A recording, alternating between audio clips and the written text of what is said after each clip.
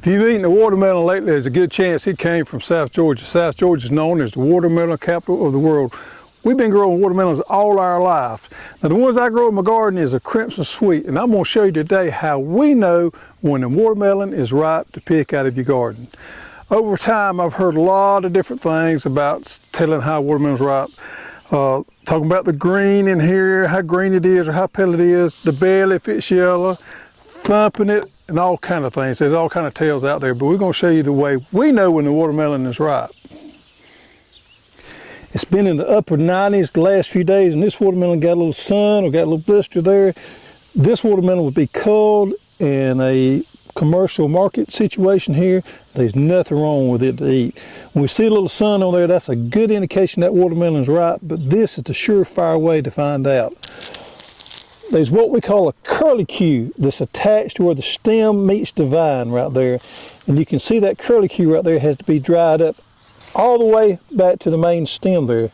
If it's dried up all the way back to the main stem, we clip it and we know we got a good ripe watermelon. All right, here's an example of one that's getting there, but it's not quite ripe. We follow back the stem, we find that curlicue, and we look at it, and it's dried up about halfway, and you see it's got some green in it from halfway back. So this particular one is a few days off. This one here is probably a couple weeks off. It's a little bit on the small side. And you can see there where the stem connects to the vine there, that curlicue is green all the way out. And it'll start drying from this end and work its way in. This particular one is probably a couple of weeks out. These are the two that the curlicue was dried all the way back up, so we're pretty sure they're ripe. Now this is a Crimson Sweet. It's a little larger than some of the varieties that grow nowadays. Some of the varieties that grow now are smaller, so you can get them in the refrigerator. These older varieties tend to be about 20-25 pounds. They do have, it's a seeded variety. The flesh in it is a little bit sweeter to me and a little bit firmer than the newer varieties, but there again you got the seeds to deal with. So we're going to cut this one right here, show you what it looks like.